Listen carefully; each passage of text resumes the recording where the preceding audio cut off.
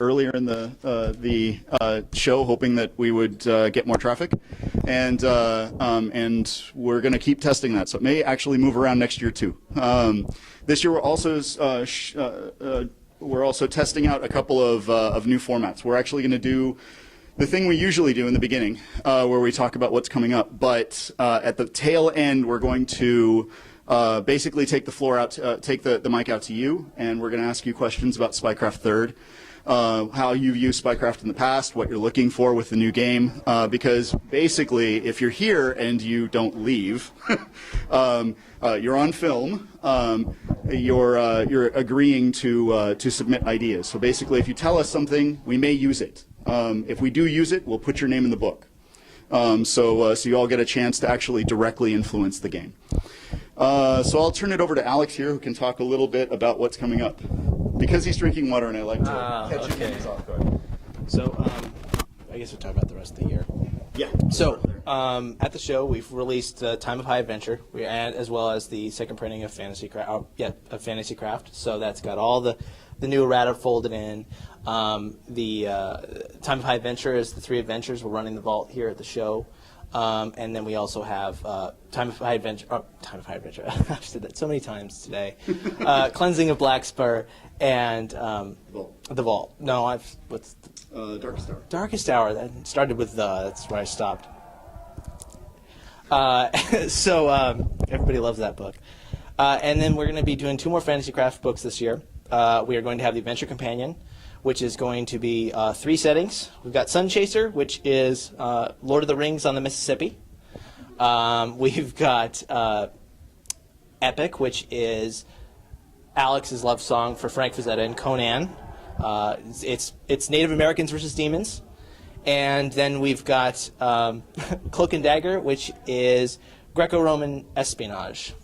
It's kind of set across all the eras. It shows how to use the toolkit to make a setting, and kind of the little tweaks you can do. It kind of helps people along in building campaigns.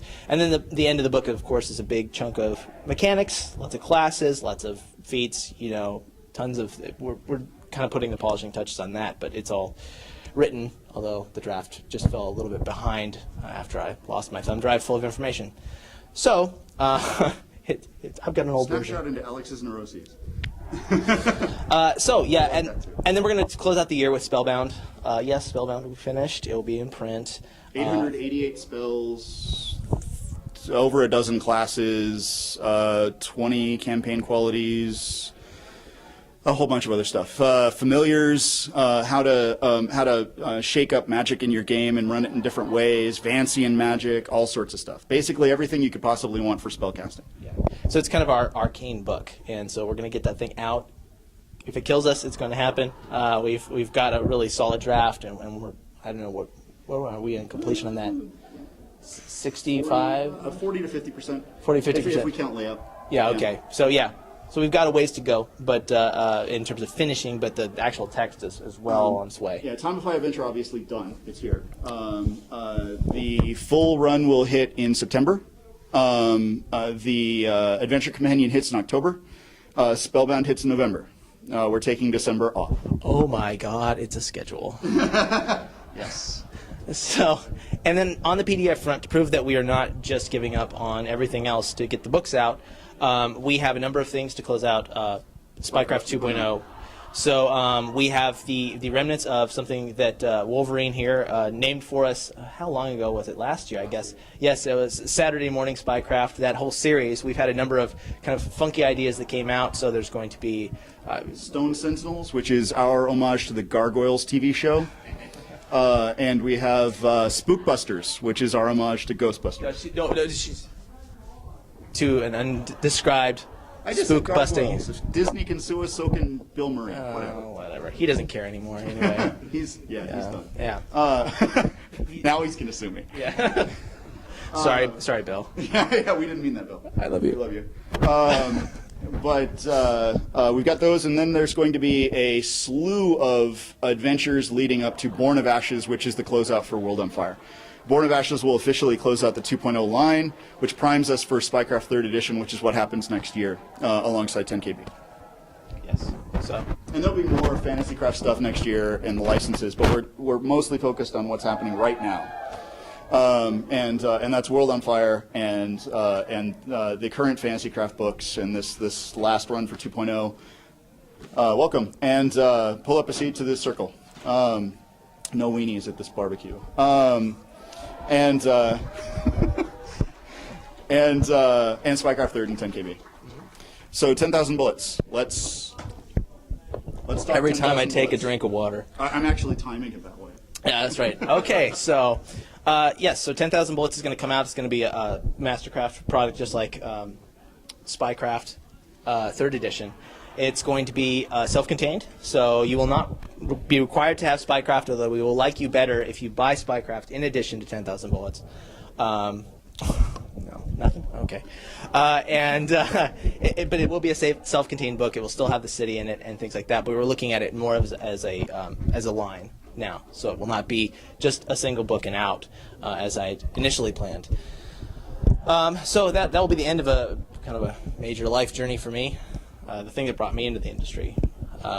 So yeah, the current tally is 3 editions, 3 core drafts, 25 freelancers.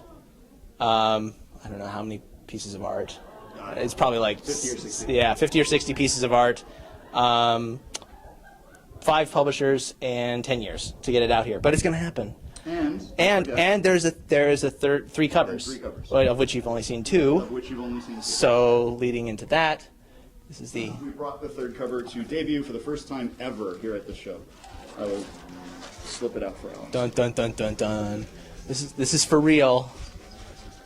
Drum roll. We have this really incredibly kick-ass interior template that was built for this book, and our graphic designer Steve Huff took a look at the template and said, "Your cover's nice, but it's not nice enough." And then he went away and created this. So whenever you're done, Go for it. Hold everything. Yeah, you can. I'm not gonna set it down. So go your 3rd arm. Faster. All right, so right side up. So there's the new cover.